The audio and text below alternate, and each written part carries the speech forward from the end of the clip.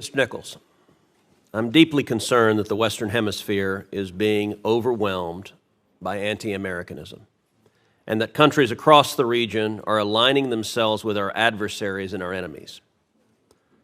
I'm deeply concerned that former U.S. allies are being replaced by leaders who are actively hostile to us and our interests, and that the Biden administration has chosen to embrace many of those leaders.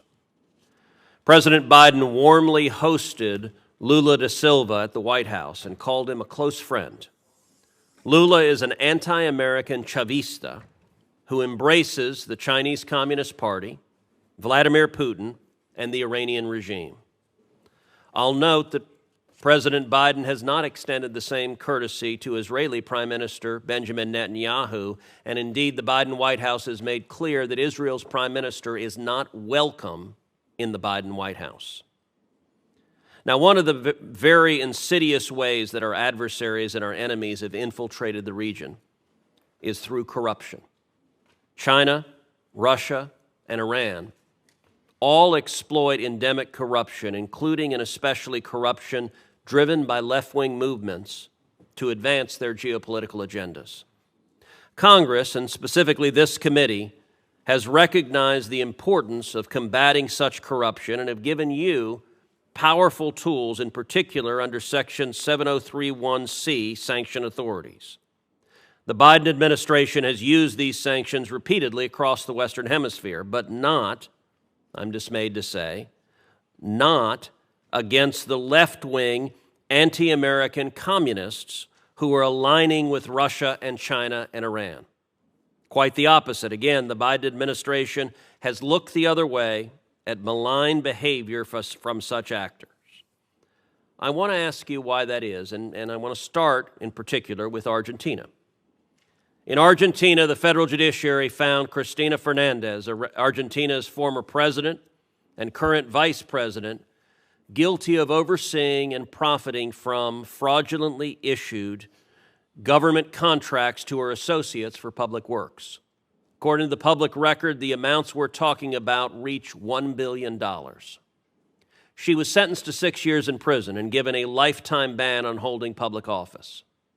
Her current political role grants her immunity from jail, but I'm not aware of any such restriction placed by Congress on you from sanctioning her under Section 7031C. You sanctioned the sitting Paraguayan vice president last year. You've sanctioned former presidents in Panama and Ecuador. No one denies, and in fact, Argentina's courts have confirmed Cristina Fernandez is a kleptocrat. She has been indicted for obstructing investigations into Iranian terrorism. Why has the Biden administration not sanctioned her? This administration has used the tools for sanctions, both visa and financial sanctions, repeatedly in numerous instances.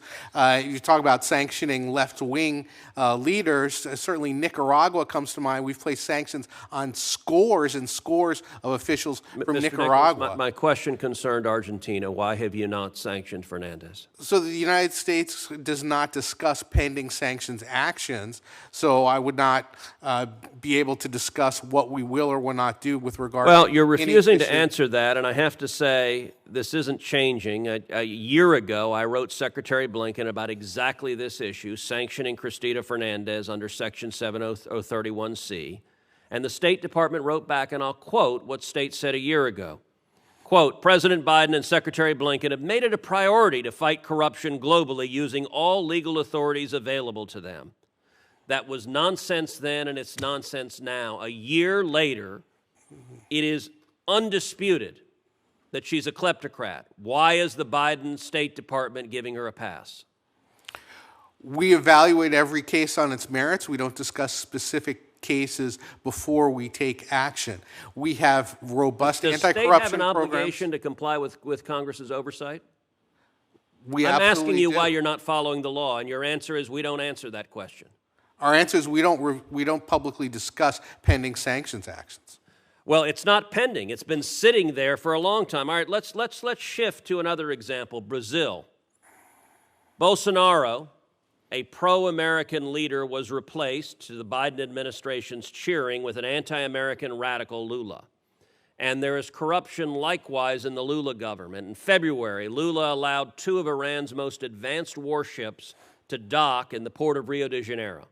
The United States opposed that act, at least formally. In fact, the United States sanctioned those ships with what are supposed to be powerful designations, and yet it happened.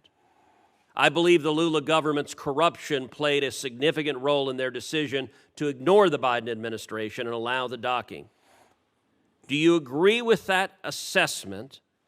And has the Biden administration enforced any sanctions related to that instance, and in particular to the Brazilians providing material support to the Iranian ships? The administration engaged our partners throughout the hemisphere, and we're very pleased that the Iranian ships were not able to dock anywhere else. We're deeply disappointed that one of the 2 ships was able to dock in Brazil. The other was offshore. I would refer you to OFAC for any additional information on Has the Biden designation. administration sanctioned the Brazilian government, led by Joe Biden's self-described good friend, the anti-American leftist Lula? Have you sanctioned the Brazilian government for violating U.S. law and allowing the Iranian ships to dock? I would refer you to OFAC as to whether or not they've made a determination that action violated. You don't know whether sanctions. you've sanctioned Brazil? I would refer you to OFAC. Do you know? I would refer you to OFAC. Do you know the answer? That's a yes or no question. Do you know whether the Biden administration has sanctioned Brazil? I am not aware of any sanctions with regard to that specific situation. Nor am I, and that's the problem.